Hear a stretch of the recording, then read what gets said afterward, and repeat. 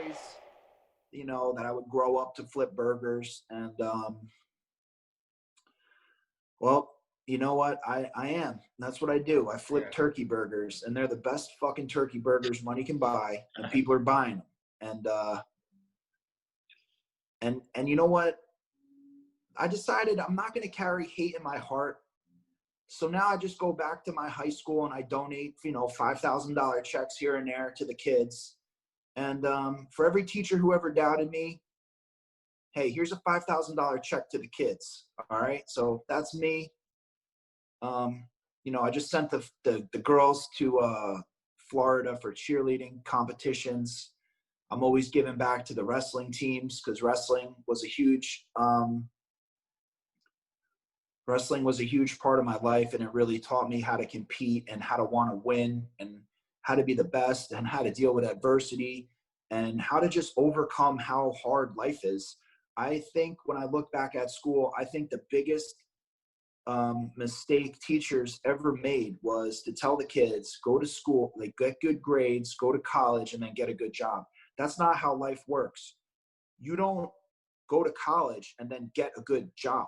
School is supposed to prepare you to work as hard as you can and compete against each other for that good job. Nobody gives you a good job. Nobody gives you money. You compete.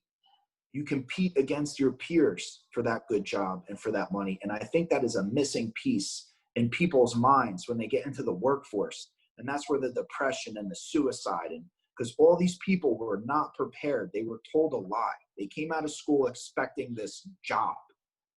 And now they got to compete against people like us. You know, show me a 21 or 22-year-old who could beat us in the workforce right now. They're not prepared. If you grew up and you never had been punched in the mouth, and then you're 23 and you get punched in the mouth for the first time, it just hurts. So how do you react to that? You know? Yeah. You got to be prepared for life, and life is not it is not easy. So that's how I feel about teachers, you know, especially the ones who went above and beyond to humiliate me in front of my classroom. But I'm not easily discouraged. So for all the teachers who tried to discourage me, I don't know. You just you just steamed my dream. All right. You made the teachers, I don't even know if they knew what they were doing, but well, it's not teachers, man. It's people in general. Like the early stages of our company, like there was one meeting I remember in particular where a company we were trying to do business with, the guy laughed in my face and was like, why would we ever do anything with you guys? And I saw red and I literally almost reached across the table and choked him out. Yeah. And I didn't though. And I took the high road and I left. And a year later, they came back to us. Yep. And they asked to do business with us. And I was, even after that first meeting, I was so motivated, like, I'm going to prove him wrong.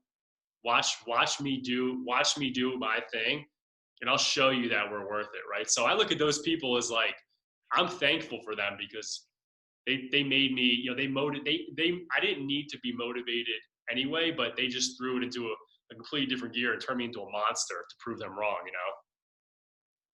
That's very important. You always need to find a way to channel what motivates you. And I find every time people piss me off or I get angry at something, I just find a way to give back to that community. I find a way to do something for the people who are pissing me off, and it motivates me because, I get pissed off a lot. You know, people think I'm this like great person for doing everything. Most of the times I'm doing things because I'm pissed off and I want to feel good. I want to take my negative emotion and put positivity into the world. So I'm always looking to do shit like that. So, in 2012, the guy at H&R Block laughed at my face at my tax return. And I remember I wanted to choke him too. It was so humiliating.